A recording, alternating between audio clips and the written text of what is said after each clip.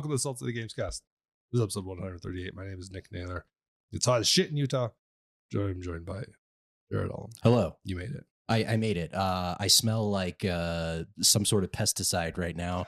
Had a little bit of an accident prior to starting the recording, but we're here. There was I think pretty much nothing on the table. And then I had it's this little apple thing, and you put the liquid in there, and it kills fruit flies because we live next to a bakery. So in the summer, sometimes it's a problem. Yeah. Anyway, Jared literally shows up, walks over, and tips it over. No, I didn't tip it over. I grabbed it and flipped it over on my hand. I didn't realize that there was liquid inside of it, and it's not translucent, so it's just this red fucking thing, and I was kind of by my station over here on my end of the table, so I picked it up and I was like, what the fuck is this? And it immediately spilled shit all over me and all over the table as well. I washed my hands with soap and water pretty thoroughly. It's got this weird smell that I can't get rid of, so hopefully I don't die. Well, it's not that if there are any fruit flies, they're going to be attracted to you. Yeah. They're going to be. I'm a big fan. So yeah, I don't know. Sorry about that. It was pretty hilarious. No worries. It's very funny. I hope the stain stays forever in front of you. Just as a memento. It looks like the continent or the island of Scotland or something like that. I don't know. Shit, dude. Some European island. What you've brought over a beer? Yeah, ice cold Gruber for you. Yes. Nothing like an ice cold Gruber on a hot Sunday day. You want to just fill me in on? This is just a Bohemian thing. This is an amusing can you've got here, but it's a lager. This is a pretty standard issue. Yeah, it's European lager. I like it quite a bit. I told you right out of the gate, I was like, you're not going to like this. So Bohemian, one of my favorite breweries in the Valley in our area, they do a contest called Lager Palooza every year. And essentially what they do, I was talking to the GM there yesterday. She was kind of telling me how the process works, which I think is really cool. They'll essentially take a bunch of different brewers. They might be associated with a brewery in a different state, or they are just independent home brewers. And what they do is there's kind of a process to kind of get into the competition. So a recipe is submitted to Bohemian. Mm-hmm. And then Bohemian reviews it, and then they essentially have to submit a example of the product to Bohemian. And I don't know how that works. I don't know if they're Bohemians flying somebody out to wherever this is at. Sure. Or I don't know the specifics there, but they essentially go through a selection process, and then the master brewer, along with the owner and a couple of other higher level staff members at Bohemian, essentially pick their top 10. And then it's a process of elimination. Sure. Once they get down to the final one, they actually fly that person out from wherever they're at in the United States, and then they can come and produce the beer on site for a limited release engagement. Sure. And all of the proceeds, or the majority of the proceeds, go to a charity of the brewer's choice for this kind of release. So I think it's a really fucking cool idea. Oh, for sure. And this one in particular is brewed. The guy's name is on the can here. What is his name? I don't see it. I saw it yesterday. Oh, Ron Barnes, and he is from Kansas. Jump Ron. Yeah. So and he's got his charity of choice listed on the can as well. But the really big hook for me is the name of this beer is a Hans Gruber Export Lager, which if anybody is familiar with Hans Gruber, I hope you are, because it is, from Die Hard, which is one of my favorite films, maybe ever. I'm a huge fan of Die Hard. So this was, right up my alley. And obviously the legendary Alan Rickman is on this can with the fucking pint of the beer in his hand. Yippee-ki-yay, lager lovers, which is obviously a play on Yippee-ki-yay motherfuckers. I am just a huge fan. The Nakatomi Plaza is on it. It's pretty great. It's pretty great. Put aside that it's a lager. It's fine.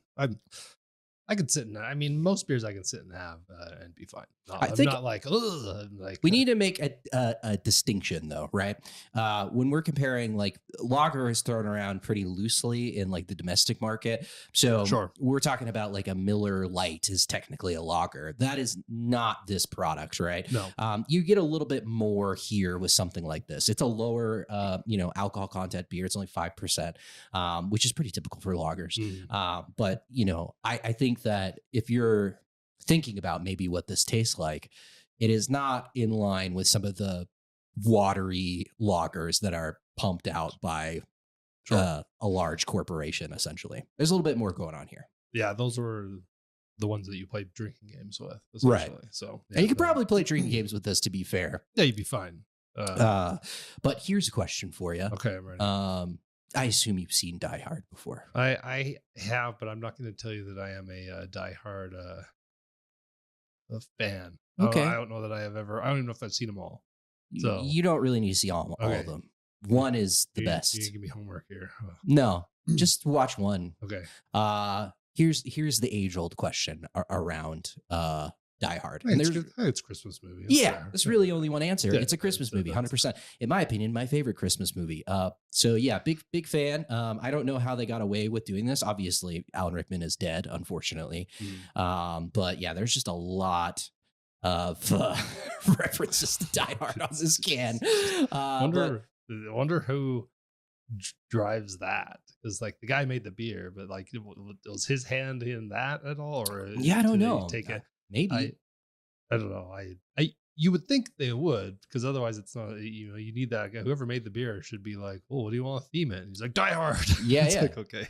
Yeah, maybe that's the way it works. I didn't ask like all of those questions, but what I will say is this is my favorite can maybe ever. It's up there. It's definitely up there. And I just think that's a great idea. I mean, I think it would be just thinking about it, like, prohibitively expensive to do this, right? For sure.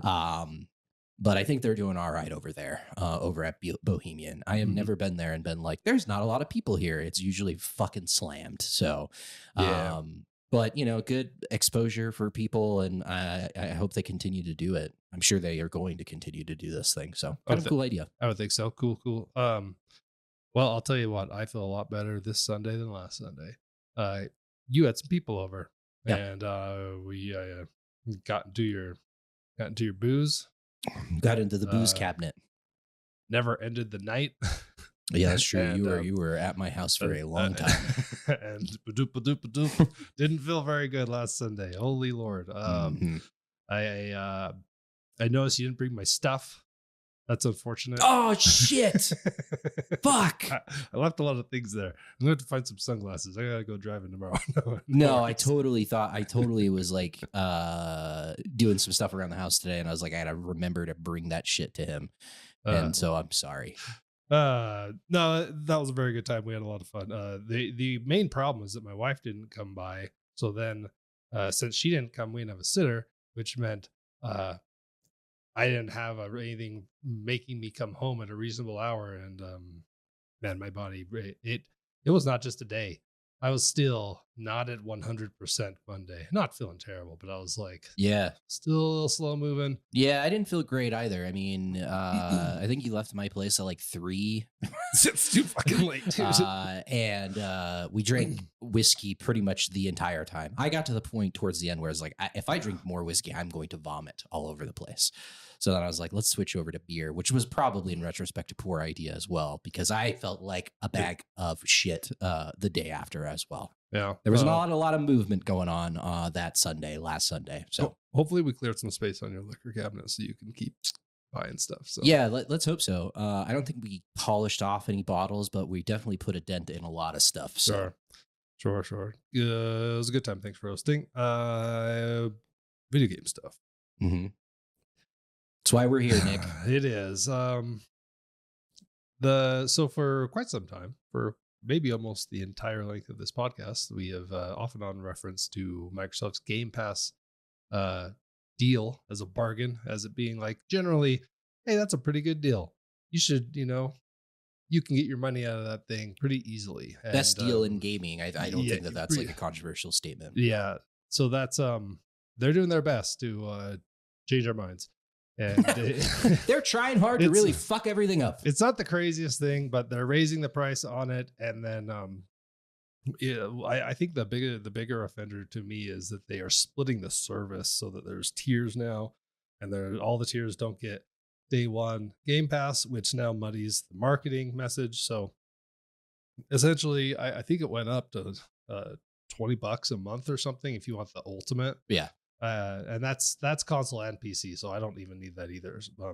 But you're looking at, for $240, you can play all the first party games for a year, and that number is just getting a little up there, right? Like, right when Game Pass first came out, you can find a lot of deals. So like, I had a few years that were just like backlogged and fine, and now $240, $60 to $70 games. Some people don't play 4 games a year. I feel like we'll see how it works out for them. They'll probably be fine, but I don't understand that other tier, and I'm curious to see what's going on. What's on the not day one tier, right? Right. Well, all of the big things like your Call of Duties, all of your first party titles are not going to be day one, right? For sure. I think they've ran into a kind of a troubling position. No, the Call of Duty ones are on on the lower tier is right. That's what I'm saying. There will still be that higher tier that will get everything. Yeah. I'm just saying for like the lower tier stuff, those like what would be excluded when you're kind of looking at it. Those are the things that make sense, right? And then is anything day one on that lower tier? Yeah, probably like indie stuff, I would assume. Sure. But you're definitely your Microsoft first party titles now, and the big one obviously being Call of Duty, is not going to be available for the lower tier day one. They also have not really highlighted the time frame in which it's going to be available on the top tier offering in comparison to when it will show up on the lower tier stuff. So that's troubling. Like, if you're going to announce this, I feel like you need to provide some sort of time frame at least, because I think that's gonna inform like a consumer's choice, right? Yeah, I don't think they want to do that. If it's like 1 week, then it's like fair, but if it's like you're not going to get access to Call of Duty 6 or Black Ops 6 until the next one comes out for like 3 months, 4 months, right? That's a tougher pill to swallow for, I think, a large portion of the people that would find value in this service. But yeah, I mean, just with like a lot of shit that's come out over the last little bit with Microsoft in terms of Game Pass, and how, a lot of developers that have kind of bought into the Game Pass philosophy and service haven't really seen the return on investment that Microsoft initially kind of pitched to them. Yeah. You got to do something, because clearly I think behind the scenes, even though this is the tent post kind of thing for Microsoft, certainly is in consoles. I think internally Microsoft clearly is realizing that things need to change, and quickly, because it seems like they're hemorrhaging money from this thing. From what I had read is that they did not. The growth kind of just topped out. Right. Like and I think they have a lot of people on board, but they expected to just grow this thing exponentially. Right. Forever, and that just is not. They just haven't gotten to where they need to be. So now you have this, and it's kind of amusing, because it was only a month, maybe 2 months ago, that it was like, oh well, did you hear the news? Microsoft they've announced that Call of Duty's coming to Game Pass day one, and it's like, yeah, I think they made another decision that day too. Yeah, they just didn't announce it for 2 months. Yeah, Sarah Bond got a lot of flack for that interview a number of months ago, where she was like, gaming has just kind of stagnated, which is like somewhat true, but like, you're using this blanket statement, and it's like, what you should say is Microsoft's business has stagnated. You know what I mean? Mm. And I obviously I know that there are issues across the board, but yeah, I don't know. I mean, it's never great when companies, these large corporations, raise a price on something that you can find pretty easy value as a gamer like us. I mean, I love Game Pass, not necessarily because it's got the greatest list of games, but I do love it for the times when one of those big games come out, and the ability to play all of that shit on the PC is really appealing to me. And for me personally, like, raising it, I think we're paying $16 now, and then we'll pay $20 when this is all said and done, right? You don't need Ultimate though; you should be less. Okay, but I think for people that maybe are have PC and console, and they're like fully integrated into Microsoft's ecosystem, like I don't want to undersell, a couple dollar increase because that is significant for a large portion of people out there. But for me personally, like it's not something to like But bring out the pitchforks and torches over. And this is just not anything new. Like every company does this, get you into, this really like nice feeling of like, this is a value, I'm getting my money's worth, and then raise the price once the adoption rate has gotten to a certain sure, point. So I think it's still a great thing for like, hey, you're giving your 12-year-old, 14-year-old an Xbox. yeah, Just you solve yourself a lot of fucking problems here, yeah. and just sign them up for this and move forward. Because I did some counseling recently like, to what are you doing? a Over here? couple Like, that yeah, I know. Well, they came to me and asked me, yeah. which like it feels all right when they're like, "Who's the biggest fucking loser that I know? Nerdy asshole." Oh, it's Jared. Yeah, let's ask Jared what we should do. And the exact same situation, a younger couple with a I believe he's like 7 or 8, Yeah. 8-year-old kid. And they had tons of questions and they were like, should we buy a PS5? We already have a Switch, but we're contemplating PS5 or Xbox. And I was like, honestly, you need to get a fucking Xbox because that Game Pass subscription is really nice. And if you're not interested in buying a lot of games, your kid's going to have a lot of options For sure. available to them. And now I kind of feel like an asshole because they raised the prices and they like sent me a text and they were like, we bought the Xbox. Thanks for all the recommendations. And then like this comes out and I'm like, well, fuck. They're like, we signed up for Game Pass. It's fantastic. And so I haven't heard a peep from them since that last interaction. So I actually haven't been having. I don't subscribe 12 months out of the year. I tend to just pop in when I need it, and it's been less than 12 months out of the year, so it's been. I just let it pull just go monthly. Yeah, I have to check that shit every now and then because there's just I get too many of like spread out, right? And I'm just like, how many fucking things am I subscribing to right now? For sure. I'm very bad at that. Mm-hmm. If we were a bigger podcast, we could probably plug one of the services that provide a relief valve for that, but we are not. So I had to get at us though. I literally grabbed my credit card statement recently. It was within the last month. I was just like, I better make sure I haven't forgotten about some dumbass Kickstarter or Patreon thing that I got. I signed up for this service called Shudder, which is like a horror streaming platform because I get really into. I'm not big into Halloween, but I like watching horror films in October. In the season, yeah. And I went and looked up a list, and there was like a couple of horror films that were very highly rated that I hadn't seen. And I was like, well, how do I watch them? And it was like, you got to download this fucking Shudder thing. And then I did that, watched the movies in October, and then I forgot to cancel. Nice. And then same thing, looked at a credit card statement, and I was like, well, I didn't even know what it was. I was like, what the fuck is this? Then I went and pulled up my email, which is an even bigger problem because they had just been sending me like mailers and things like that. Freddy Krueger goes to Cancun or whatever the fuck it was, streaming now on Shudder. And I was just like, oh, so that's what this is that stupid fucking horror streaming platform. I need to cancel this immediately. That's not a movie, right? It's not a movie. That should be. Right. Fucking no. Well, that whole IP needs some life injected into it. Yeah, those kids aren't having REM sleep though, bro. They're too fucking jacked up on drugs and alcohol that they're not getting into the point where Freddy could prey upon them effectively. Oh my hell! Great. Okay. Awesome. Perfect. All right. Oh Lord. Hey. Elden Ring: Shadow of the Erdtree came out. This is the DLC. I have played it. I've pretty much done nearly everything. Beat all the bosses, done the thing. I'm here to talk about it. In a lot of ways, it almost doesn't really push the bar forward in any ways. I don't know that I come to the DLC looking for that, but if you were, it's just like there's nothing here. Luckily, Elden Ring, the base game is like really fucking good. So just doing another one of those, and I will say it's a little more streamlined. Like it's the base game had a lot of those what were they, like tombs that weren't all that exciting, right? Like a lot of reused assets for sure. So this one really doesn't have that. That's good. There's only a couple tombs, and it's not anything like that. It's all pretty damn good content. I had a great time.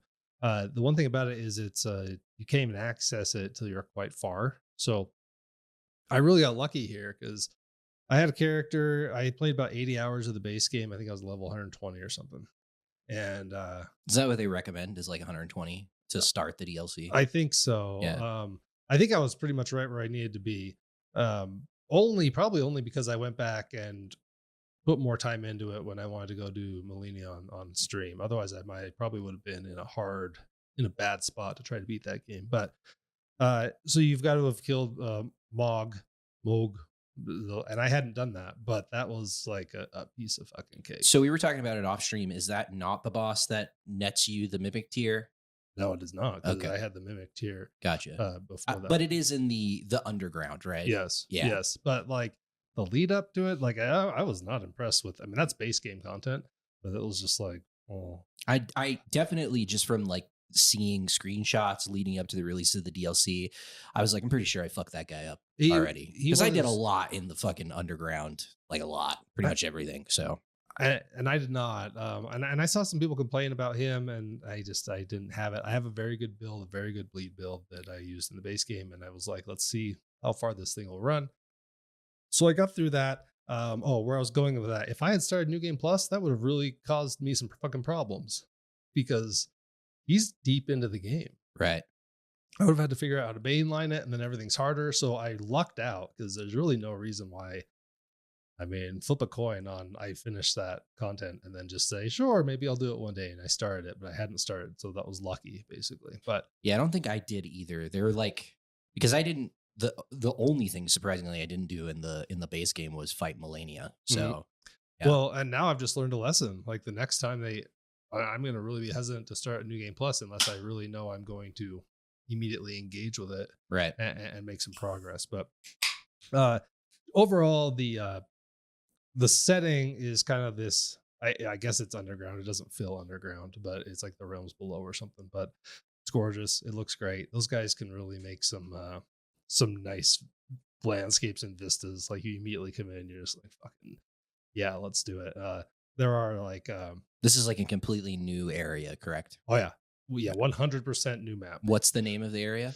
I think it's like lands between or lands below or something like that. Okay. And it is a large. This is big. I mean, I spent about 45 hours on this thing. Yeah. So another game. Yes, basically. Yeah. I mean, it's not as big as base Elden Ring, but it actually felt like a really great size. Yeah. If I'm being honest, Yeah. I started it a week before the last show, and I finished it a few days ago, and I was like, this was great. There were quite a few skill checks throughout this thing, and what they've done to kind of help you on that is they've introduced this Erdtree fragments, and it helps you level up. So it doesn't actually interface with normal leveling, but every 2 or 3 of them, you get to upgrade that level, and that adds like 5 or 10% damage and 5 or 10% damage negation and stuff. Is that like, surfaced out? Like, can you? So my question is, you get this consumable. Is it a consumable? It's a no. Well, you just go to the fire and you use it, and it's permanent. Gotcha. So, but is there like different stat boost per Scato tree? I think the percentage they tweaked a little bit. Okay. I think they made it so they helped you faster in the early levels. Like if you're level 3, I think you are doing better now than level 3 when they first released the DLC. Got it. But people were like, oh yeah, the nerf came out. And I looked at it and I'm like, these numbers, these are very small percentages that you guys are talking about.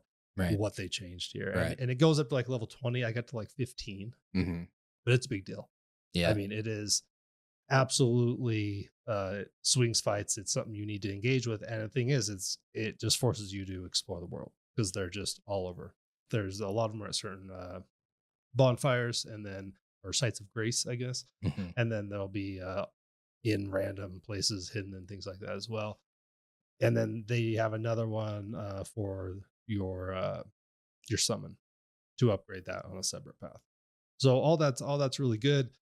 I pretty much was making really good progress, and I was just like, and I'm at the same time reading a lot online, like what people are saying. It's like this game's too hard, which I guess is like always, but it felt more. It felt worse this time. Like some of the backlash that I saw online, where people are just like, "This is ridiculous." And I just didn't really get it so far. Mesmer's probably the first skill check, I guess. Okay. And I got to him, walked in there, fought him a couple times, and was like, "Yeah, he's a fucking problem."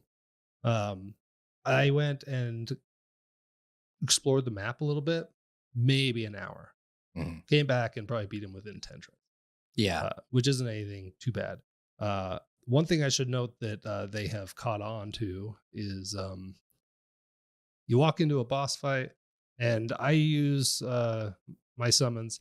I didn't beat any bosses by summoning actual players in, but I just do like my mimic tier, pretty much me and my mimic the whole game. Mhm. They are trained. All these bosses know the game. You walk in, you think you have 3 seconds, and you summon your mimic tear. Fuck no. Yeah, that shit's fucking slow process. You gotta bring out the little bell and ring it, and a huge percentage of the bosses just fucking have a way to charge you. Yeah. Where it is usually a bad idea to do that, and you need to figure out which one you need to dodge and then try to summon it. And yeah, it's fucking slow. And these some of these harder bosses that people talk about, like Garius and Mesmer, and then Radon, like your windows are small. Right. Like it is a fast and furious fight that you have to memorize on a lot of these things. Well, there was some of that in the base game Absolutely. as well. Like you had to kind of think strategically about when you were going to pull that out. I want to talk a little bit more about kind of the discourse surrounding the difficulty level in the DLC a little bit more deeply, because it's been fascinating to me, right? Very prominent people within the community have kind of come out and talked about how this thing was too difficult.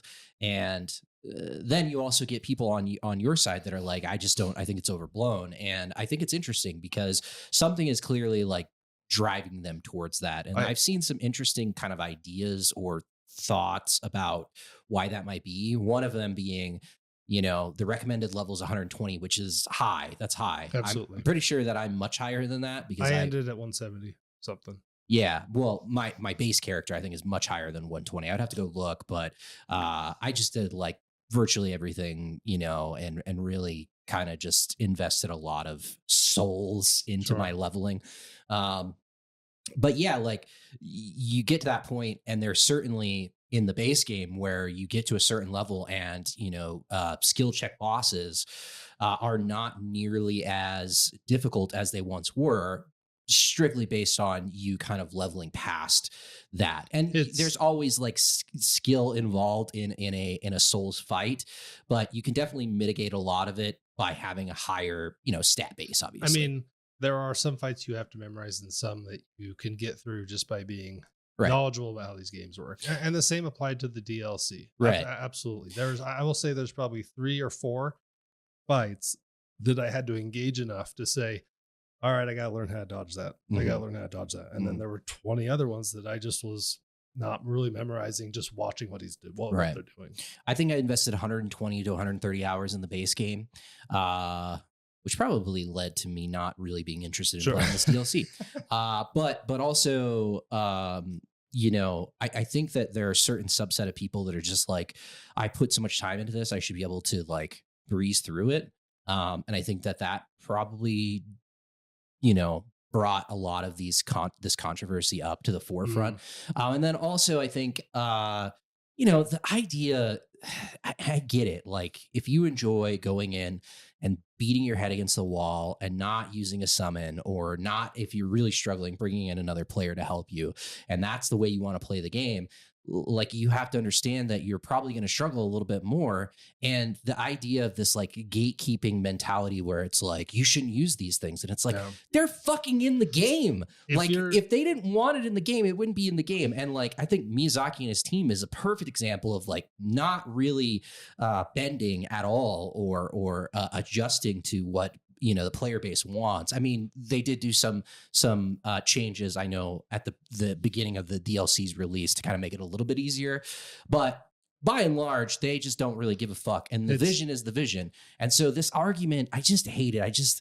The discourse around it in regards to like, if you're using a mimic, or you're summoning someone in to fight a difficult boss, you're somehow like playing the game wrong. And I just think that that's fucking wrong and a dumb take. Like It's a bad take. Absolutely. Like if you want to go in and handicap yourself in any way, like technically I do, I guess, because I don't summon other people in to play with me. I've never liked it, but the health goes up too. The health pool goes up quite a bit. But anyway, like if you're doing that, I feel like at the same time, then you are done critiquing the fight. You're like, oh yeah, this one's just way too fucking hard. And it's just like, well, I don't know. Like, do you play Mario without running? It's probably fucking hard. Like, I don't know. Like, you are artificially doing this, and if you're doing it, then just go get good. I guess that's what you like to do, right? Like, figure it out. That shit's just like the I don't know, sweaty, fucking chatty mentality around these Souls games. Yes, I mean there is like a extreme skill ceiling, and it does not take away from somebody that really puts in the time to become a master at these fights and can do it and make it look very easy. Like watching, I mean, the best example is Let Me Solo Her. That dude fucking, has extreme skill and I know that he struggled. It's let me solo him now. Oh, Let Me Solo Him. Okay, I'm sorry. Yeah, it was a new one. Right. And I read that he was really struggling with Radon. I'm pretty sure, which is the final boss in this game. But I just like it's super impressive when somebody can do that. But I hate the argument that you're somehow playing the game wrong by doing that. And I don't need to play this game to know that yes, I would find challenge in a lot of the bosses. That's the way it's supposed to be. But also, I guarantee you I could get through all the content in this game. Yeah, you'd be able to get through it. And, yeah. I mean, we can talk about Radon because he's the problem. He's the thing that the most people are like, what in the holy fuck? Mm-hmm. And he is a motherfucker. I mean, he was pretty hard in the base game. He gets off his horse in this, right? I remember in the base game, I nearly killed him the first try. And then it took me like 20 after that. I cheesed the fuck out of him. There was like a way that you could get him, like his AI to run off a cliff. And that's how I beat him. Because I was just like, this is fucking ridiculous. I'm tired of doing this over and over again. So I cheesed the fuck out of him. So I used the exact build the whole game. I never changed my build. Actually, that's not true. I changed some armor. But my sword shield is the exact same that I ended in Elden Ring. And I just didn't want. I wanted to see if I could just stick with it, and I did. And I really feel really comfortable with that build and the movement and everything. So you go for it. But when I first started playing him, he's got 2 phases, and he's an absolute motherfucker. He hits like a tank. You have to learn how to dodge his stuff, and you finally get through that first phase, which I got through. I was able to within the first 10 tries. I would get through it, but it's like 60% health. And then he gets, what's her name? They're all M's in this thing. Malika or something. There's a lot of M. It drives me fucking crazy. I listened to a podcast about that where there was like a dude that was really into like the lore of the game. Yeah. And there's something with like the what are they called? Like the essentially gods that are fighting one another in the base game. They all of the bosses are associated with one of the main gods, and all of their names correspond with whatever the god, like whatever the boss's god is associated with. So it's weird shit. Basically, this second phase, he gets absolutely out of control, and your attack windows are really small. Still got the 2 big swords. 2 big swords. Even some of the same movements, kind of like some of the swings and stuff. If you memorized them in the previous one, you're going to say, "Oh, it's kind of like a 3-1." But he's got some there like 5 swings, and then he does a lot of holy damage, and it is really hard. You're gonna get a seizure from playing this because there's so much flashing, because he does this 5-hit combo, and the second phase at the end of each hit, holy shoots up in front of him. So you used to be able to, I mean, I could literally just absorb it with my shield, and now I can't because holy comes after it, so you have to be dodging around, and it gets really difficult to even be like, I can't even see if I can like get him. You learn it, and you've tried to find that window, but there are quite a few attacks that are fucking crazy. Like when he's like 20%, he just goes up, he jumps up, he's gone. The first time you're just like, well, this is probably worst case scenario. And I didn't know what to do, right? I'm just standing there. And he like barrels down and just a holy explosion kills the fuck out of me. I was full health. Like just you have to run. So he shoots up and you just have to turn around and just start running. And your mimic terror is just like, don't leave me alone. And he gets fucking wrecked too. But you have to learn all that shit because Do you fight him in the same arena that Yeah. you fought him in the first? no. Okay, so there's so much room in that. There's plenty of room to run. Yeah. All that is totally fine. But I mean, I will say I think it was between 70 to 90 tries. It's a lot. It took me. I got him in. The first night I did not, and then the second night I got him. But it was a lot of attempts on this thing. Yeah, that's too many. It is a lot. That's like 30 too many for me. He's a motherfucker, and maybe you'd be a little faster on some of it. I changed my armor. I switched. I was wearing the Radon armor and everything, so I like show up and then it's like the Spider-Man meme. It's like, but there was a better armor that was from the DLC that had some holy negation, right? And that really goes a long ways to help yourself out there. But yeah, it was a lot. One of the times I fought him, the night that I did beat him, it was a sliver. Like you could have blown on him and he would have died and he killed me. And that was sad. I was like, are you kidding me? But at that point I was like, I got this fight down. I will say, like, I probably got him to within 20%, 25 times.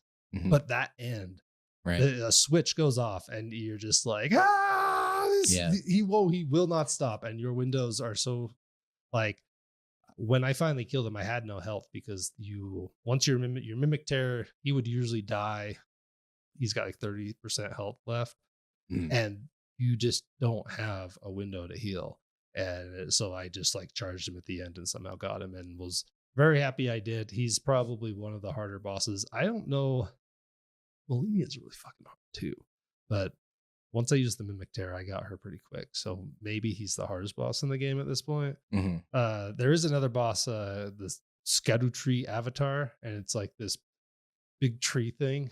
That boss is unique because he's pretty hard. For some reason, I had a really hard time with him. I think more than most people, but you kill him 3 times. Like you kill him, you're like looking around, and you've played a From game before. Yeah. If you don't get the message on the screen, Yeah. there's a monkey coming for you, or something, right? Like there's shit happening. And he spawns again, and he spawns again, and then he spawns the 3rd time, and you're just like, holy fuck! Like, Yeah, that's too many times. it was that was a difficult one, but I think something about his movements I struggled with because a lot of people I think beat him a lot faster than I did. Yeah, I think that a popular streamer just found a super secret boss. That's what I saw online. Okay. Recently. You got to do some legwork, but there might be another one. I could be wrong about that. I just saw it on social media in the last couple of days that like this dude just like randomly found it, and you got to do some pretty weird shit to get to it. So, Well, in very much From Software fashion. I'll say one more thing on the boss, and then a little bit on side quests. Like, I'm totally fine with what I had to do to beat the game with the last boss.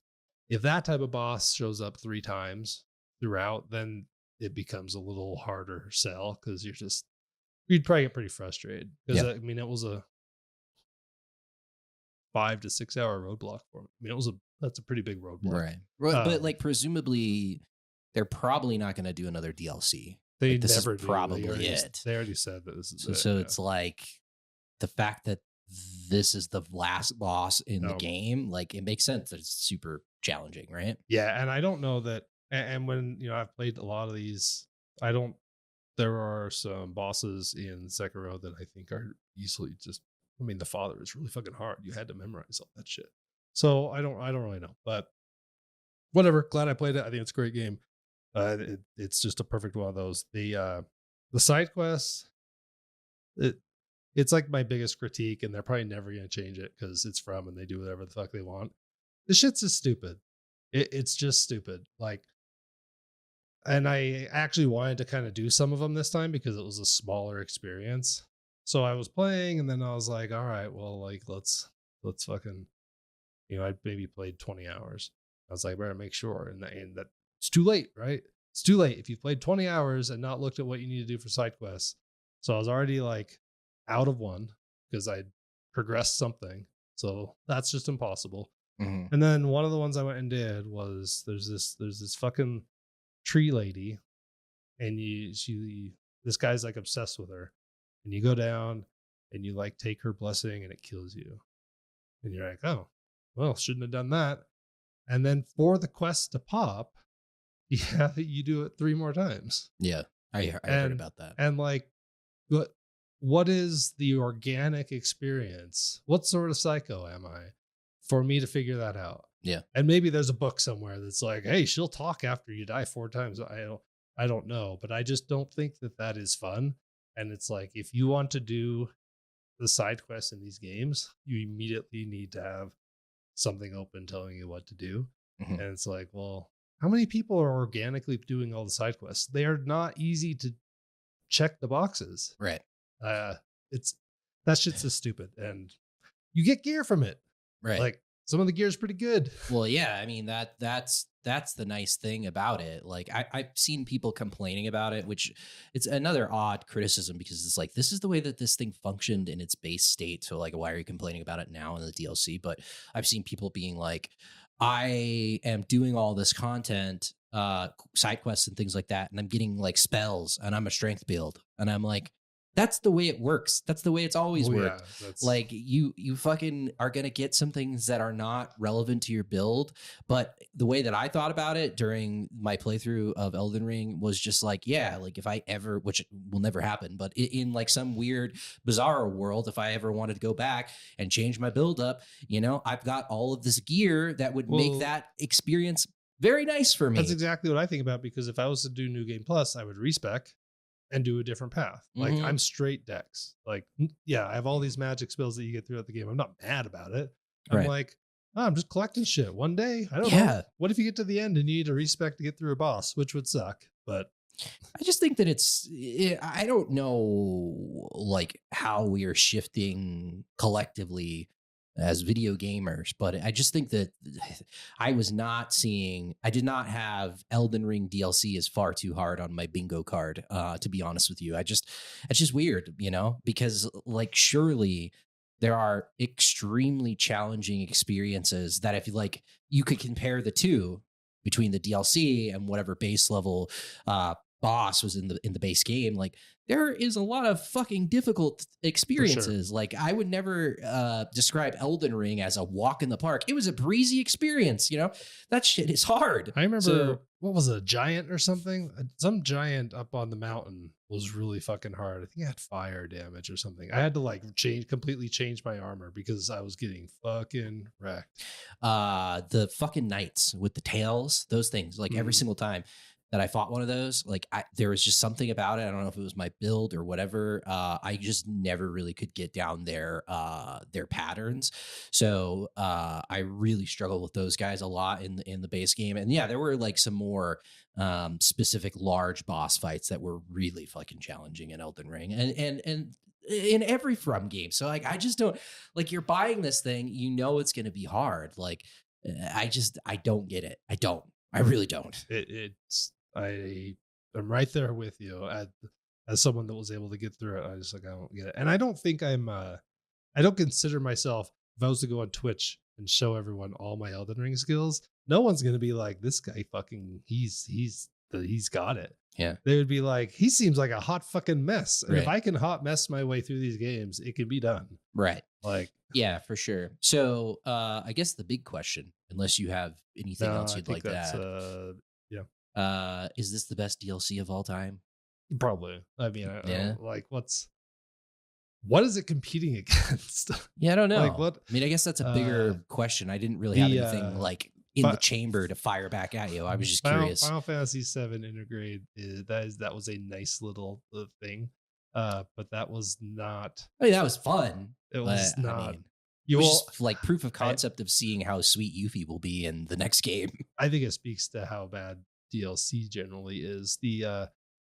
Blizzard has done plenty of Diablo ones, but those are expansions. So Yeah. those are probably the. Witcher Blood and Wine's fantastic. That's a great And I DLC. never played that one. Trying to think of another one. I'm definitely not the person to talk about DLC because I rarely play it. I got to And play a game after the fact. It's got to come out well after release for me to I think with it's DLC available to me to get into it. I think it's a weird differentiation because Destiny is DLC.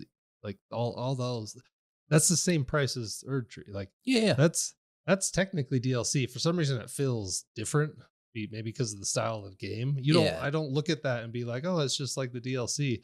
It's like, no, it's like a whole fucking new Well, thing it's now. like it's an expected, maybe not anymore, but it's kind of like expected that, for instance, like the final shape, you know, there's already announced a new DLC coming after Mhm. the final shape. So you're just kind of like expecting it. And maybe that's what it is, where From does not operate within those confines. It's a different kind of game. It's a different kind of business model. So, this is what you're getting, right? So, There were some reports of was it job postings or stuff, or maybe Armored Core DLC. okay. They do DLC for almost everything except Sekiro, which is lame. I mean, I did not play multiple playthroughs of Armored Core. I just did the one. So like, that's not particularly interesting to me. Um, Yeah. And I know that you need to play it like at least 3 times to see everything that the game has to offer. Uh, but yeah, that's cool. If that's Sure. the way it's going to shake out. Did you hear about the potential of an Elden Ring movie? Did you know about that? No. No. Old George was talking about it, as well as Miyazaki. And Miyazaki, essentially, they asked Miyazaki about it in an interview recently, and he was just like, bro, I don't know anything about fucking filmmaking, so I don't have the relevant skill to conceptualize or even make a movie a thing. Yeah. I know how to make video games, and that's what I'm focused on. So like, if somebody wants to fucking come in and take the IP and make a movie out of it, like, I would probably not be very, very heavily involved in it. But then I think George R. Martin said something as well, where he was like, yeah, I would be somewhat interested in that What because is needs some money, I guess. But he doesn't. I mean, what the draw there is to see some crazy fights, right? I guess like I that would guess. I just think it's a weird one because like if you look at like these story driven games, like, I mean, yeah, Last of Us is the perfect example. You know what I mean? That's got a very curated, tight story, and it did well as like a series, right? mm, Elden Ring or anything from Software is not the first thing that I'm like, I want a movie made about this. You know what I mean? Because it's like, who's gonna make it? Is it gonna be like Darren Aronofsky or some fucking weird Tarsem Singh that's gonna fucking do it? Where it's just like not digestible in the same way that the From Software game stories are, like even Armored Core is not super digestible. So it's like, it's more digestible Yeah. for sure, but like the prospect of it, yeah, like visually cool, I'm sure. if you have but the money. If you don't have the money, then visually ends up rough too. Like yeah, but you've got it. I mean, the thing was a phenomenon, you know what I mean? It sold Sure. like gangbusters, and is widely regarded as one of the best games of all time. So it's like, they'll find the funding if it's really something that they want to do. I just would say no. No, I'm not interested in that. I don't really care about making a film out of this thing. Like, let's leave it where it's at, because not to say that it would tarnish, no pun intended Stop there. it. Stop it. It wouldn't, I don't think it would like hurt the brand as a whole, but really I'm more interested in what From Software is going to do going forward, right? What do you want their next mainline thing to be? That's really difficult. I don't know. Internally, Kingsfield, I think, would be really cool. Like, it would be cool to go back to that IP.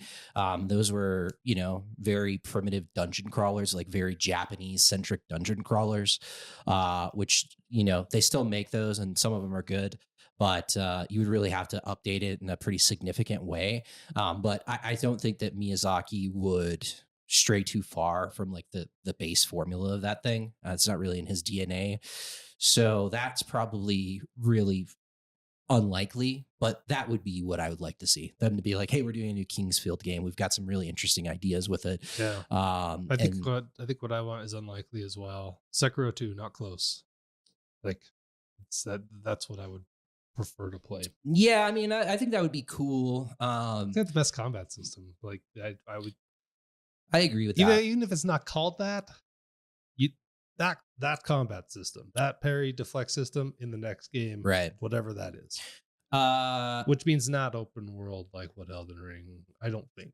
yeah, Kingsfield or like a completely new IP. But Okay. right, like they're kind of running out of ideas of like, you know, Elden Ring was let's take an open world format and then intersplice our, you know, DNA of like our combat and the way that our games function. So they've done that. But realistically, I mean, it's probably going to be another Elden Ring. Probably. Probably. It was too big. Bloodborne. No, it's never gonna happen. I mean, If they never say never. I don't think it'll be them. I think if we see another Bloodborne, Well, that gets worked out in the back, and Sony pays someone else. There was a lot of rumors that Blue Point, who did the Demon Souls remake, was working on a. But now Blue Point's doing an original IP. Yeah. So I have no idea. A Bloodborne would be pretty cool, but never finished the first one. But Really? I got really far. What happened? I got very irritated because it was a Ludwig's cane. I played with the thread cane, and I was clipping along, had a great time. I think I'm 80% through or something like that. You finally get Ludwig's, and everything online have been like, yeah, this thing's amazing. I got it. I pumped all my mats into it, upgrade it. I fucking hate it. And it made me so mad. I stopped playing. I was just like, I'm out of here. I'm taking my ball and going home. Yeah, I don't remember what weapon I used. Something heavy, something Sure. big that I always use in these games, or any game for that matter. Give me a big sword and I'm all about it. So, yeah, I don't know. It'll be interesting to see. I don't think that we see anything. Like, I think the next project from Software probably is going to be next generation, I would guess. I mean, it does not seem likely. I mean, we don't know how long that these companies are going to support the current gen hardware. It might be a little bit longer just because of the wonky shit with the pandemic, but it would seem like we're looking at 5 to 6 years before we see anything substantial. I don't think so. You think so? You don't think so? We've talked about 3 brand new From games on this podcast. Yeah, that's true. I'm just saying, like, I don't think they go quiet for 5 years. It might not be able to, like, I think 4 years. I think 2 years from today, or 2 years from, like, by the fall, we've played something new. They just seem to make them. I don't know. I don't know about that. I think that's probably. I mean, I guess I would never count out their ability to produce a good game quickly, but also you set the bars high as you did with Elden Ring, and delivering. Like, I just don't see Miyazaki being like, let's just make another Elden Ring. It is true. All the other ones are smaller. Right. So yeah, an Elden Ring size games, that's going to take a while, man, with the quality and the scope that game has. So we'll see. I don't know. I don't think it's 2 years. I don't think it's close to 2 years, but we'll see. Okay, who knows? All right, let's take a break. Come back.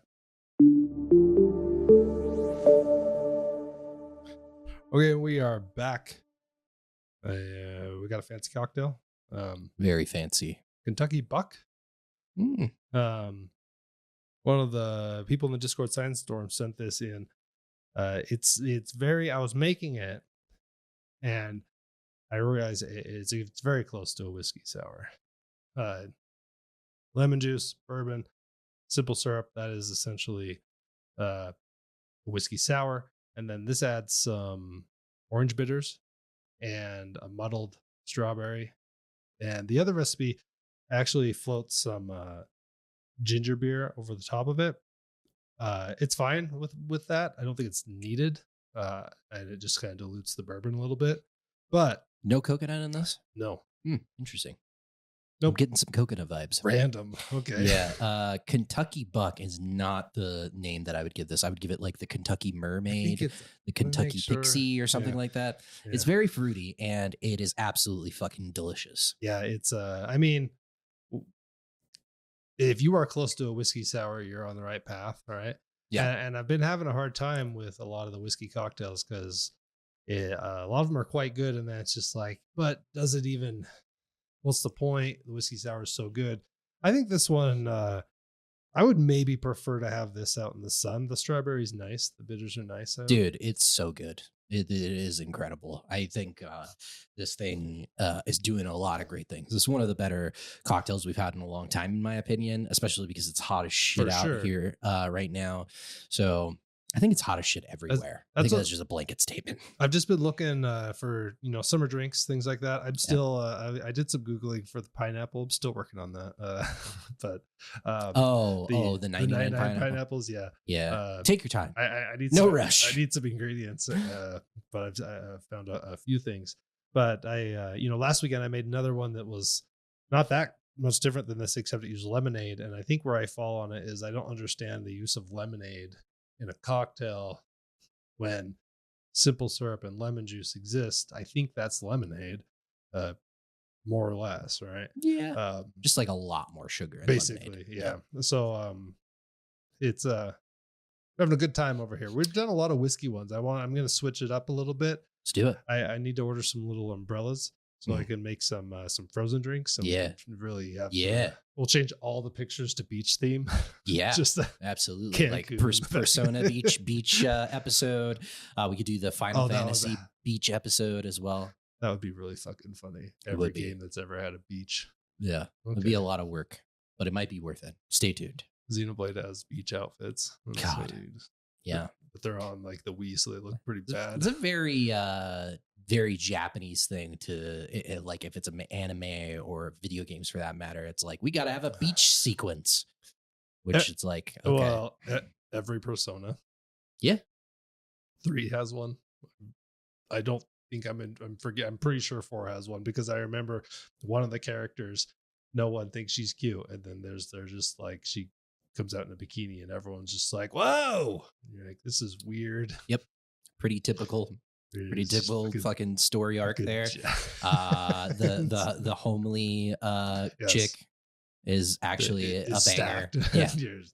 Yeah. Yep. God damn. Thanks for making this. Yeah, no worries. I'm just gonna keep going. I need to work on my list of how I'm tracking all these things so I can. You need to like rate them. That's Basically, a smart thing. Yeah, we've done a lot now. It's kind of our thing. So we should definitely kind of rate them like a hierarchy of what's good, what's bad. I'll work on it so we can say, hey, this is not doing what this is. And then when we have questions, we'll have to circle back and bring them both on at the same time. I would give this a scale from 1 to 10. I would give this a 9. Like, it's doing everything that I want. I would like to be in a pool drinking this. I'd like to be on a beach drinking this. I'd like to be here drinking this. So yeah, absolutely. And it is it's a 2-ounce cocktail, so there's plenty of booze in there.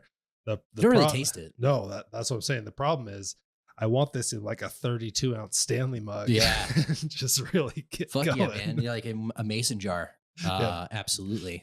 Handled mason jar all day long. Get you set for the day. I definitely am going to either listen back to this podcast to kind of get the recipe or just bug you about it, because this is something that I would like to make at home. I think my girlfriend would like it. I definitely like it. It's fantastic. So I on these, unless the cocktail is like a fail, I list it in the show notes, the recipe. Oh, I think the last one I made that was unbalanced, I didn't. I was just like, I'm not going to lead people down a path that I don't encourage. Was that the one that tasted like licorice? I think so. Okay. Yeah, that one was not my favorite. Okay.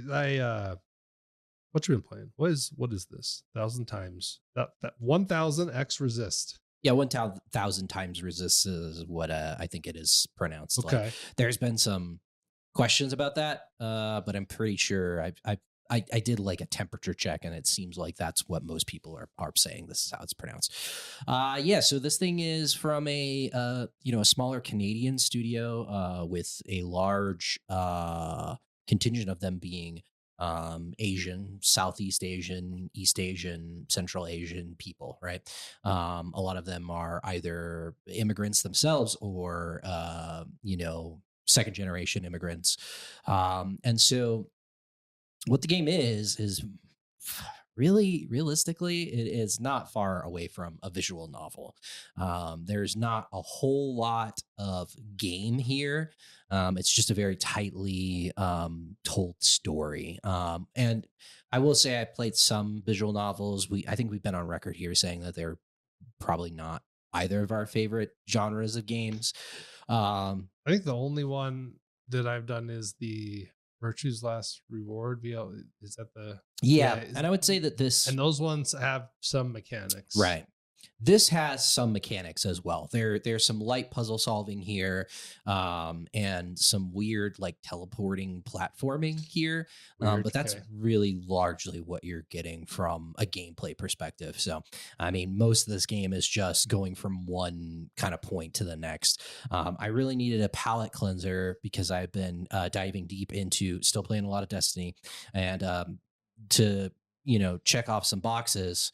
I've been dipping my toe in the PvP world again, Nick. And that Gambit mode is fun. it is. Everyone hates it. Oh man. And I don't understand. Like there are like calls to get rid of it. No, not necessarily get rid of it, like support it more. I think that that's like the big issue with like the larger player base is that it's just not supported really well, and it's one of the modes that I think people don't play as much on the PvP side of things. That's fair in that the modes that when I played it, there's nothing changed, right? Right. It's all exactly the same from years back. Yeah, it's the same now. Like I played quite a bit of it in the last little bit. I love it. I think it's fantastic. I think it's a brilliant idea. But yeah, I've been playing a little bit of PvP. Well, a lot of PvP to get some exotics and some other things that I need for my account. And I used to think that I was a pretty good PvP player, but now that you've like burned away the vast majority of like the more casual players in the game, you get wrecked. It's just the sweatiest motherfuckers you possibly imagine. And I've still held my own. I'm doing all right, but there are certain times where you just go into a match and you're like, I've been playing a lot of Trials, and also the last 2 weeks have been the Iron Banner. There are certain situations where you're like, this is an insurmountable skill gap. And then like I'm teamed up with players that are better than me. And then like if I'm not doing what I'm supposed to be doing, because there's like a lot of maps that like I didn't play at all and had no idea. And Destiny PvP is all about sightline angles and understanding where to stand and where not to stand, where you need to be, where you shouldn't be. So I've struggled quite a bit. And so people would be being mean to you. There's been some people being mean to me, but I've been mean right back. Okay, so great. You know me. I'm not gonna just like let them fucking talk shit. Like... yeah. So I've been mean back. But there was one instance where this guy was bitching about the fact that I wasn't grabbing heavy enough because I was running like a specific weapon, and he went like a sweaty person does and went into the list of players. Like tracking, and he looked at my gear and he was like, you need to be grabbing heavy. Like you need to fucking get heavy. What are you doing? Like, is this your first time playing the game? And he was just like nonstop, like berating me with shit, and we were losing. And so I was like, all right, motherfucker, I'll go get the goddamn heavy. I got the heavy and wiped the team with the heavy, and we ended up winning as well. And at the end I was like, oh, look at that. Would you look at that? Fucking, I get the heavy and then we win. I don't know, man. Like because he was just like, you're terrible at the game. You suck. You don't know what you're doing. And then we ended up winning. And I was just like, that's kind of funny. I appreciate the fucking tip, but like, shut your fucking mouth, you asshole. So it's been bad. It's been really bad. So I was just like, I need a palate cleanser, and I also need something very small because I'm hopelessly addicted to fucking Destiny. And so it's going to be hard for me to play anything else. And so let's play 1,000 times Resist. And I thought that this was going to be the one that was just going to be an easy breezy, situation for me. And it would not really elicit a lot of horrible feelings inside of me. But oh boy, I was wrong about that. What? Yeah, no, this thing is a heavy ass game. The story? Oh yeah. Got it. Which is the game, is the story. I will say that this game is very well done from a story perspective. It's a deep, multi-layered story that kind of, at certain times, you're like, I'm not sure what's going on. But I think they do a good job of wrapping everything up at the end where you feel pretty confident. There is some aspects of it that are definitely open to interpretation, which is not a problem in my mind. But I think more or less by the time you see credits, you really have a pretty solid understanding. But it's deep. There's a lot of complex, serious elements here. And it's like 10 hours, 14 hours. Yeah, I think I finished it in 11 hours. Okay. And you probably finish it much quicker if you didn't get lost in the hub area, but we'll get into that. Okay. So yeah, I mean, the crux of this game is they're pulling from a lot of very good stories in video games, right? The couple that I think of, front of mind is The Last of Us, um, Aegis 13 Sentinels, two great stories in video games. And then a little bit of Near, but like I think a lot of people leading up to this, like there were a couple of prominent sites that really compared it heavily to Near. And I don't think that that's accurate. And I also think that the broader player base also does not think it's accurate. I think it's a pretty hard sell for anyone to go full Near. Like those games are controversial for a lot of different reasons, and Right. I don't. I love it when, I mean, Stellar Blade people talked about it. It's just like, this is not Near. That's Sorry. it's a perfect It's example of just- that. Sorry, it's not Near. It's not it. Right. So, because this thing is a story, I will try to limit. I mean, it's story driven, Sure. and like that's the game.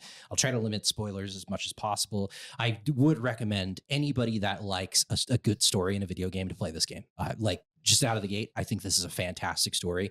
Does this Easily work the on best story that I have experienced in 2024. Steam Deck work probably fine. Oh yeah. Okay, perfect. Yeah. You can play Perfect. this on the Steam Deck, no problem. It's very primitive in its execution as far as like the design of characters and things like that. That would be one of my larger criticisms of the game. Is it's not pretty. There's some environments that are very pretty, but the character models look very amateurish in my opinion, and I think that's probably by design to a certain extent. But like it's a very small team. It's not a large team. But yeah, they like there's a lot of dialogue in this game, obviously, and there's a lot of like zoomed in camera angles on characters' faces, and their lips don't move.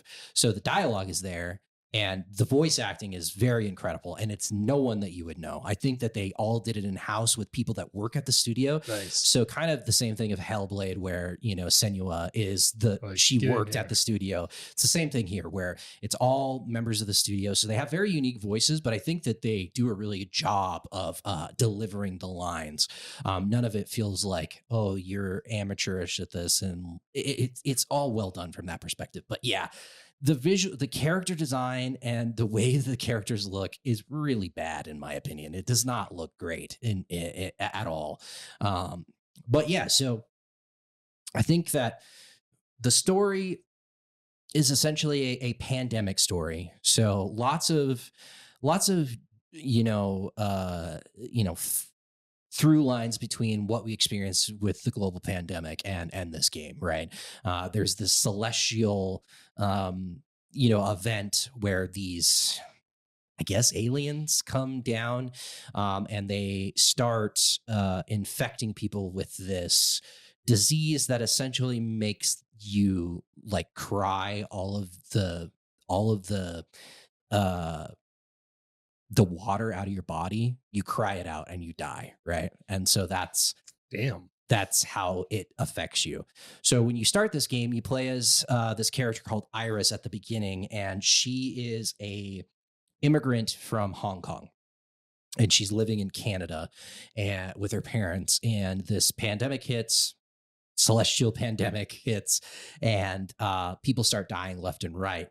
But Iris is immune, right? So she is not affected by it, and people at the beginning are like, what the fuck's going on? Like, we don't understand why you're immune to it. And so this squad of government scientists a la ET shows up at your apartment, your parents' apartment, and says, you got to come with us, and like you're gonna go you got to be studied essentially.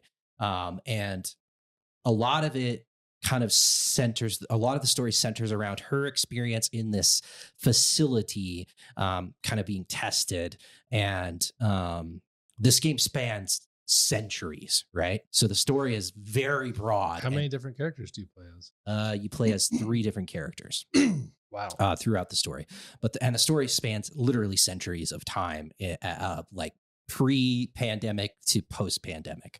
Does that feel like big separations like in like essentially like part 1, part 2, and then it jumps forward 30 years and then Kind of, but it's a little convoluted. Like there isn't like a marker like 30 years later. Sure. It just kind of jumps through, and then through the storytelling you kind of piece together where you're at, like in a timeline essentially.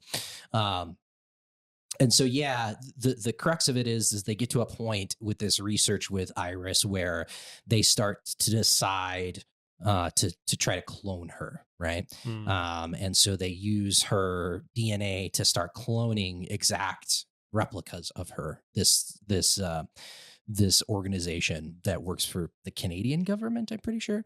But during that period of time, they built this really like robust superstructure that the world's getting fucked up at this point in time. Like millions, billions of people are dying from this thing, and so they use this superstructure to go down to the bottom of the ocean. So kind of Bioshock-esque in a way, to kind of protect. And there was like this multiple different groups of people are going underwater, like multiple different stations essentially are going under to do research and protect themselves from this cataclysmic event on the surface of the earth. But through that period of time, Iris, the way it's framed, like the crew of this station die, and you don't really know why they died, but then Iris is essentially left with these clones, and she creates a civilization. And at the beginning, she's like, these are my children, and she kind of treats them as such as she ages and grows. But then at one point in time, she kind of leaves them in this area on the station, this massive station at the bottom of the ocean, and they start to create their own society, and their life is completely like, they know that there is like an issue on the surface, so they have some understanding of that, but that's like, but they don't have any firsthand. No, and the idea of like going up to the surface is not even on their minds. Like they want to stay and just live in this society, and they're all clones of Iris, right? They all look like her. Yeah. Weird. But they're assigned different roles based on their skills.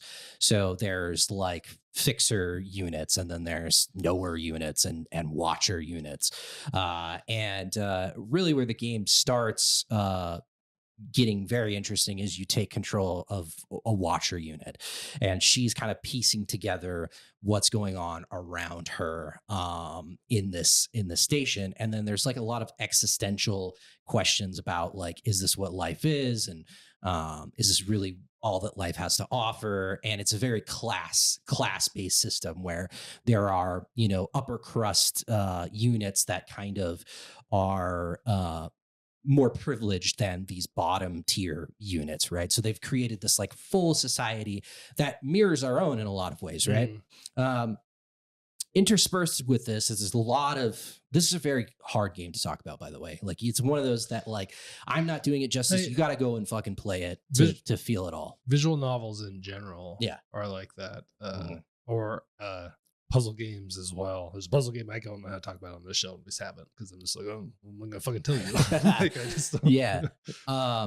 But interspersed with this is a lot of flashbacks to the watcher can essentially commune with this thing called the secretary, and you don't really know what the secretary is. It looks like a ghost from Destiny. Okay. It just floats by you. And it's got a very cute voice. I will say that whoever did that, you have a cute voice, which is a weird thing to say. I'm pretty sure you're an adult, so let's hope that you are.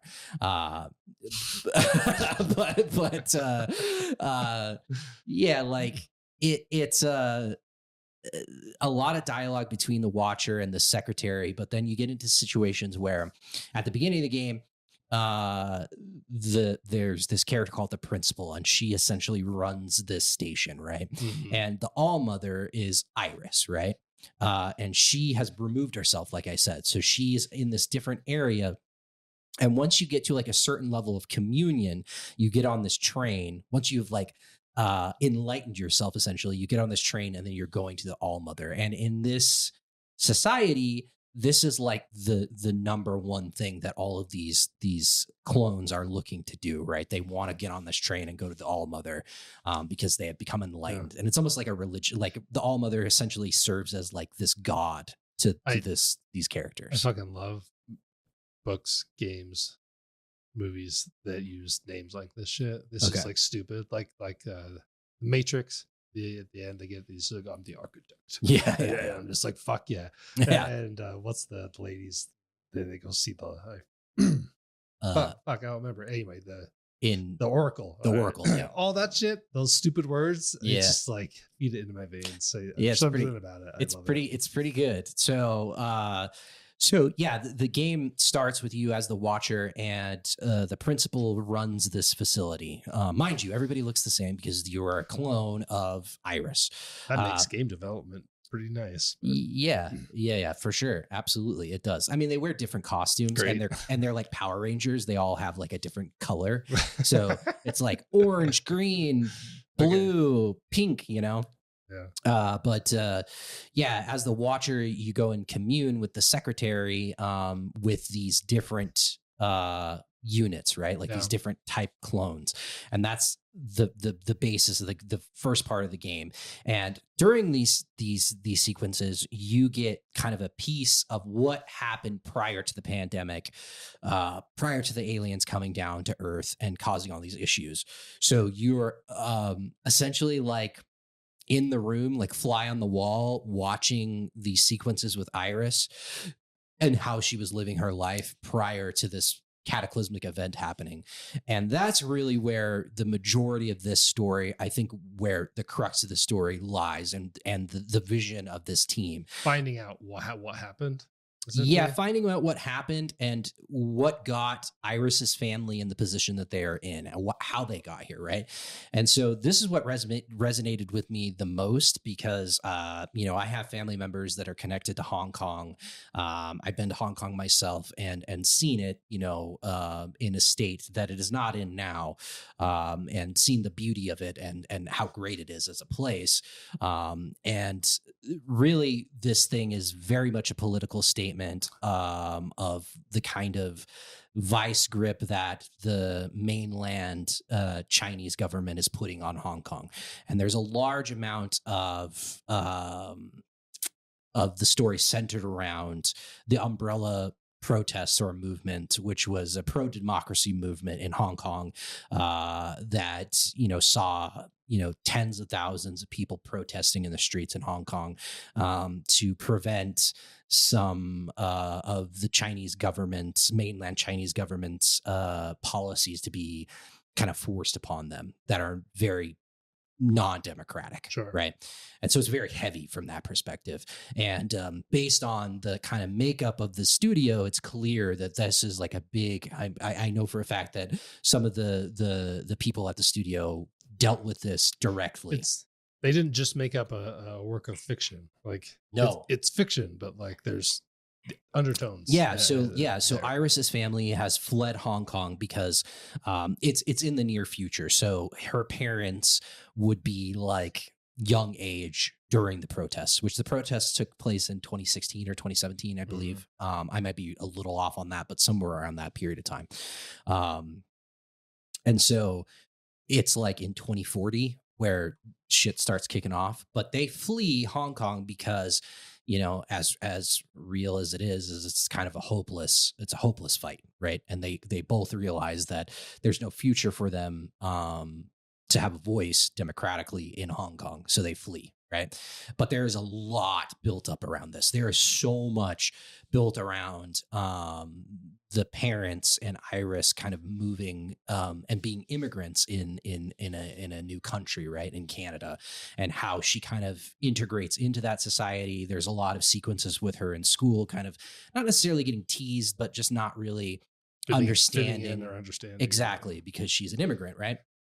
But they push it hard. This game has an agenda that I support, sure, but it absolutely has an agenda. And I've seen a lot of fucking smooth brain morons being like, this is just propaganda. And it's like, yeah, okay, whatever, man. Like, keep politics out of games. You're a fucking idiot. But it's like, this game is a political statement, 100%. It's a thinly veiled, like they've got this really cool sci-fi aesthetic, and there's a lot that goes into that, and it's a very well fleshed out story from like the sci-fi perspective of the game, but all of it is kind of tied together by this protest. The game is a protest in my view of these really tough situations that a lot of these people that worked on the game had firsthand experience with. Sure. And I think the most, like, just to talk about this part of the game in particular is like there's a dialogue interaction between Iris's mom and dad, right? And they're talking about, and they're very interesting. Like the characters are really well done. Like the dad is like the nice guy and the mom is the bad guy in like the parenting hierarchy and dynamic. And the way that the dad is written, it's like, I just want to hang out with you. Like you just seem like such a lovely guy. Like he's got this half glass full mentality and is just so nice. And then the mom is like really a realist and is very kind of gritty and in certain ways much more old school, like old school Hong Kong mentality when it comes to like raising their daughter, which all of that is fucking top notch. The writing is fantastic and the way that it's handled is fantastic. But one of the things that's said is the wife is essentially asking the husband, like, what was this all for? What did we do this for? You know, we you know, protested in the streets and we got tear gassed and people got arrested and beat by the police in Hong Kong for protesting. Like, why did we do all this? Because we know that there's no hope of beating the Chinese government. We can't, you know what I mean? We just cannot do it. And he says, we did it so that they could never say that they couldn't erase history and say that it never happened, that thousands of people organized against this wave of, you know, communism coming into Hong Kong. And this is why it's important. This is why we did it. And like, I got goosebumps from that because I was like, you know, when you think about protests like this and things like this, sometimes you're absolutely like, this is a hopeless fight. Like, why would you do it? You're never going to change it. But that is a very important thing to think about, right? It's just like, it doesn't matter if you win or lose, as long as like there are massive amounts of people that are in the streets protesting something. You can never erase that, and you can't get, especially in a modern times, you know what I mean? You can't erase it. Like, it's there for public record. That's a pretty good message, especially as you know, we live in a state that is not purple. So there are plenty of demonstrations that will be like for the left. You're just like, well, like, good luck, you know, right. Like, or like we, you know, there are candidates that will run for the Senate as a liberal or a Democrat, and they're like, we're gonna win and take back Washington. It's like, don't think you are, but good luck, right? Like, I just, you but know, that puts it in perspective. It's hopeless, and it's a way to think about it, right? Like whatever way you're politically aligned, I mean, you can apply it on both sides, and I think that's powerful and that's important, right? And so that aspect of the game, I think, is its strength, 100%. But then you have this future situation that happens where things get fucking nuts, dude. There's way too much to go into because it's all story, and I wouldn't want to spoil it because you got to experience it yourself. But there's much more to this game than just this political, you know, statement in terms of what's going on. But you felt like it was tangible. 100%. But the thing that's brilliant about it, in my opinion, is that it's not. It's future, like, kind of crazy, like no way that this is a real thing that's happening. But they find ways to tie in their lived experience as immigrants and as, like, some would perceive as a lower class citizen because they are immigrants in a new land into this like future storytelling, right? Like with this system of these clones and how this all the society is built out, and shit goes wild. And there are points in the game where I was just like, I have no idea where this is fucking going, and I have no idea what's happening really. But I think that again, they tie it all together really well. So big fan of the story, and like I guess a big fan of the game by proxy, because that's what the game is. Yeah. A couple of things It's not that your style. Like, no, it's no, not my uh, style at all. totally it is, but like without the gameplay. Yeah, I think that this one resonated with me in particular just because of the topics at hand and how some of this is like, particularly relevant to me in a weird way. Sure. And also I just think that this is like a masterclass in writing and storytelling. It's really good from that perspective. So a couple things I did not like about it. One, we already highlighted the visuals are they don't do much for me, and I think they're pretty limited and kind of lame. There's a hub world, this station that the clones kind of populate, right? And it is labyrinthian, right? And so there's a lot of walking from place to place in this game. So you'll get like an objective from the principal, and she'll say, "Go talk to Fixer," and you're like, "Okay, I'll go talk to Fixer," and it's like, where the fuck is Fixer? There's a map. There is a map. Well, there wasn't, but there is now, and I think it's a very interesting thing. Like they added one. They added one, yeah.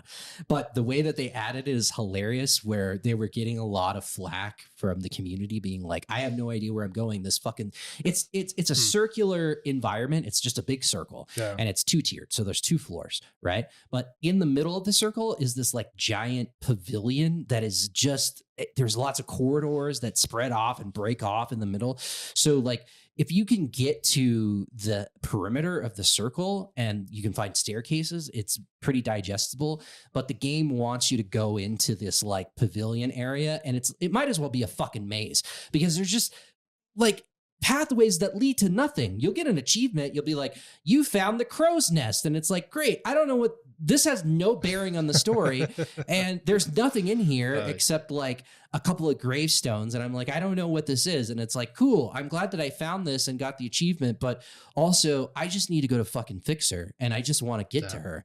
But yes, they implemented a map, but it's so funny the way that they implemented it, because it is like, take your daughter and say, hey, draw a map of this. And like they lean into it, right? Like sure. It's stick figures, right? And like it's like even there are like notes on the map that say like, and it's drawn in with like principle and color, like, or with crayons, I should say. Like it's a crayon map. And there are areas where it's like on the map, when you pull it up, it'll be like, this place is scary, like exclamation points with like no context whatsoever, which I guess is effective because you're like, I guess I got to go to the scary place and figure out what's going on there. But it's very childish in its execution. And so the map is like, but it was not there at launch. It wasn't there at launch. So I think internally they were like, oh shit, we got to put a map in. And then we're like, yeah, let's just do this. And that shit's really funny. It's funny. We already talked about Nier once, but Nier Automata, had a terrible map. Had a map. Also, they didn't quite really have levels that were a big problem. But so the map was extraordinarily basic. Yeah. But you could literally ask like an NPC in that game, and you're like, "What the fuck's up with the map?" And they're like, "Budget cuts. We didn't have the money for it," which was true because they were just like, "Yeah, that was the least of our concerns when we made this game." There is like a marker system, like quest marker system as well, but it's pretty poorly implemented. So like you hold spacebar or shift to bring it up, and then it's like if you're close to the objective, it will pop up a marker, but if you're not close to it, it doesn't show up at all. So you're like, you got to run around aimlessly. I've seen a lot of people criticizing this aspect of the game. It's just like, I got lost and I don't know where the fuck I'm at. And like, what's happening? Like, give us a map. And yeah, like I was able to work my way through it, but there were certain points in the game where I was just like, I have no idea where I'm at. I prefer the in-game that's not like my least favorite is staring at the GTA map. And if I fucking have to do that for the next GTA, I'm gonna be so mad, because I was mad when they did that to us on Red Dead again. Like my favorite's probably either Ghost of Tsushima or strip, dead space, where it's just like burp, and then just a line literally is just like go that way. But you can activate it whenever you want. And it's like, I feel okay, like Ghost of Tsushima had the wind mechanic. That's I thought what I'm that saying. worked well. That was an in-game thing. It was just like, hey, about where should I go? Maybe not as good for it's like if you're in a town turning left and right, but that was a good mechanic to be like north. Yeah, like flip. I hated the way that you activated it by flipping on the touchpad in that game. Oh, but as soon as stupid.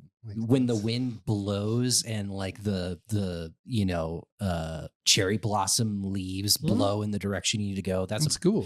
It's beautiful and brilliant. But yeah, man, other than that, like that's pretty slight criticism. Like most of it is pretty from point to point story. I would also say that there are like some very tacked on sequences where it's like there's this train that is like integral to the story. You get on a train at one point in time and you go from one character to the next, and the character will be like, go talk to Fixer. And it's like, okay. And then Fixer is like, fuck off, get away from me. And it's like, I walked the entire like 6 train cars to get to Fixer. And she's like, fuck off, get away from me. Then I got to go back 6 train cars to talk to the character that told me to go to Fixer. And then I go to Fixer or to Bam Bam Fire or Bang Bang Fire is her name. And she's like, Fixer didn't want to talk to you. And you're like, no. And she's like, yeah, that makes sense. Fixer is kind of a bitch. Go talk to Watcher. And then it's like, well, Watcher's in a fucking coma right now. And then she's 3 cars away. So you go talk to Watcher, and then she's in a coma and she doesn't react. She makes like a couple of grumbling noises. And then it's like, I got to go back to fucking Bang Bang. And she's like, Watcher didn't respond to you. And it's like, no. and it's like, it's a very limited experience in the overall game. But like, why is it? But I'm like, why am I doing this? So I got, it's kind of annoying. Like, I think this game's brilliant, and I think that it's worth playing through. I think this game should be 6 hours long or 5 to 6 hours long. It's a little long. That only works. That scenario you just said, that only works if like you go see Fixer and on your way back, something happens in the environment to you, and then it takes you somewhere else. If it's just it does it A to B to A to C to A. Yeah. But there is some serious 13 Sentinels vibes in this. And I love the story in that game. Absolutely loved it. And so if you're a fan of 13 Sentinels, I cannot recommend this game enough. The story is very similar to that. And especially when you get towards the end, when these aliens obviously have a motivation for invading Earth. And once you get to that point, things start really kind of picking up, and you're like, oh, okay, yeah. And there's a lot. It's a big, deep game that's got a lot going on, but I'm glad that I played it. It's definitely not my cup of tea, mostly, but some of the material in here resonated with me in a way that I didn't think it would, and so I would recommend it. Okay, sure. Awesome. It sounds like something I would probably enjoy. I think you would probably like it quite a bit. But I also think that you would get annoyed in the same ways that I got annoyed about certain aspects of it. But I don't think that that's enough of a detractor from the story here. And I think that they have cemented themselves. Like this, I didn't just like randomly fall upon this. Like this thing is getting pretty critical acclaim across the board. And there are some people that have even said this is not only the best story of 2024, but this is my favorite story of any video game ever. There are people out there saying that. So yes, it's good. It's not my favorite story of all time in a video game. Because I think that like for me, you got to connect a gameplay element, like a very substantial, tangible gameplay element, and also a really good story for me for it to resonate with me. It could be a little more impactful because it's like I would just like read a book and get a great story out of a book. Well, and not have to traverse a train car over and over again. Like part of the reason that The Last of Us hits as hard as it does is that you have to do some of those things, right? And that's a really effective. Yeah, you got to kill these people. Yeah, one of the weird things in this game that I didn't highlight is there are dialogue options here. So do they matter? I don't know. Okay. I don't know. The jury's still out on that. I think that there are multiple endings to this game because when I finished it, I got an ending and like I got an achievement for it, and it like in parentheses said like blue ending. So like I'm pretty sure that there are more than one ending based on some of the decisions you make. There's a very consequential decision that I'm sure influences the end of the story. 100%. That like that's probably determining the path that you're going to take at the end of the whole thing. But there early on in the game, it's interesting because there's dialogue choices. So you'll be having a conversation with a character and it will be like, I can pick 3 different things to say to this character. But then once you pick one, then it gives you the option to make the response of the character you're talking to as well. So it's fucking weird from that perspective. And I never really could put it together and be like, does this make a difference? Or I'm just like choosing what conversation these 2 characters have. It's interesting. I've been looking at my phone. There's a decision based like noir game called like Nobody Wants to Die that comes out this month that I just heard about. It comes out 2 days. Oh yeah. And it looks interesting. I probably make sure a review is okay. Yeah. But it looked like something that's maybe a bar. So yeah. And I don't know that we have a whole lot. Frostpunk for me is still a little bit out. So well, I'll definitely try that just because I know that you like the first one. I played the first one a bit and was like, this is everything I don't want to do in a game. One of these days you're gonna get hooked on them. Like maybe. I just there's depth there, but it's just you've got to get. Oh, I definitely don't think that there's not depth. That's not my argument. I just think that like it's like choose 10 options, all of them are bad, but one of them is less bad, and that gives me like a lot of anxiety and pisses me off. Frostpunk is a tough one because there's not a lot of happiness in that. To be fair, that was very early on in my PC gaming experience, and so like a little bit of it was overwhelming because it just doesn't really. Is it on console now? It might be on console now. I think it went to console. I wouldn't want to play that game on a console, but yeah, but that's not really like realistically. If we're gonna call it like it is, that's not a game that you should be playing on a console if you can avoid it. No, for sure. Yeah.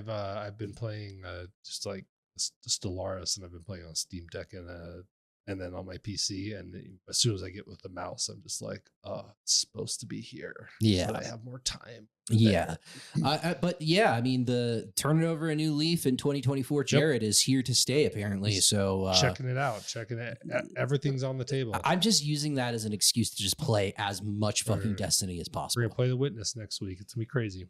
We're not doing that. I'm not doing that. I've never played it. One of these days, I'm going to play it. One of these days for this podcast, I'm going to show up. I'm going to be like, for 2 weeks, I played The Witness here. I'm here to talk. I have played it. I don't like it at all. Right? It's shocking. Yeah. So okay. Oh, I wanted to interrupt you, but I didn't. You were talking about how sweaty PvP has gotten. Yeah. A pretty rough work week, and I just wanted something palate cleanse, I guess. And I played 2 hours of Apex. Hadn't played for a while. Mm-hmm. 2 things. Do you want to guess how many hours I played Apex? Probably like 300 to 400. 400. Yeah. When I pulled up, I was just like, oh, okay. Well, that's gonna send a weird message to other people that see my level. And I got fucking wrecked, dude. Like well, as I was playing, I was thinking about it. I was like, this is why Jared hates these games. And I was immediately dying, just absolutely getting my ass handed to me. And I played a lot, and maybe it's just I got to get my. I assume there's like a lot of new characters you haven't tried. There's 3 that I don't have, and I didn't bother buying them because I just wanted to go play. But I was not comfortable at all. Which that would probably change, and then I would maybe have some more luck. But at the end of the session, I was just like, well, this is a complete loss, a total loss. Yeah. Got my ass kicked. Yeah, no, with Destiny in particular, though, like I was decent at it during like the last update that I played prior to Sure. the final shape. Like I felt like I held my own. I would do well certain games, but the ceiling is just so much higher now, where it's just like, God damn, The people in there have been in there for a long they've time. been in there a long fucking time. So tough. But thankfully, I don't really have much PvP to do now. The new episode for this season releases next week. So that unlocks the next level of the next tiers of the battle, the next 100 levels of the battle pass, which is excellent because I'm sick of fucking getting Eververse engrams and getting fucking blue fucking emotes and shit like that from it. I am interested to see how they're going to handle it because I am 112 now. So, and it slows down significantly once you get to 100. So like I played way more than I should. I feel like I should be 150 based on the amount of time, but it slows it down because it's obviously all Eververse engrams after that. But I'm wondering how they're going to handle it. Do I just go back to 100? I bet you go back to the base. Or are they just going to give me those 12 levels? I bet you no. I bet it completely. I would be shocked if they gave you the free 12, because then that would de-incentivize some people if they played way too much. It's just like I immediately maxed out day one. I doubt they do that. Yeah, no, that's probably true. But 12 levels is like pretty insignificant when we're talking about 100 levels, right? And you technically got a reward for those 12, so it'd be like double dipping. They're not gonna let you double dip. There are ways that you can double dip. There is like a weird fucking thing that you can do that I learned about. I don't know exactly how it works, but you can go on like this website that lists all of the previous season's rewards. And if you have it logged in a specific way, you can kind of like cheese it and get the previous rewards from previous seasons, which it's been talked about a lot, and I'm pretty sure Bungie's probably like, yeah, we got to stop that immediately. Yeah, we're going to come for you. But yeah. Okay. All right. Well, hey, that's going to do it. That is episode 138. There's a lot of them. I don't know how we got to this point, but here we are. I don't know either. Thanks for listening. Go and listen to us on YouTube or wherever you do your podcasts, whatever you want to do. There should be a handy link in the show notes that will send you to our Discord, and you can come in here and talk to us about whatever the hell you want, or you can come and make cocktails with us, or tell us the cocktails. And if you want to make this cocktail recipe that we made, look at the show notes and the recipe should be there. Take it easy. Thank you.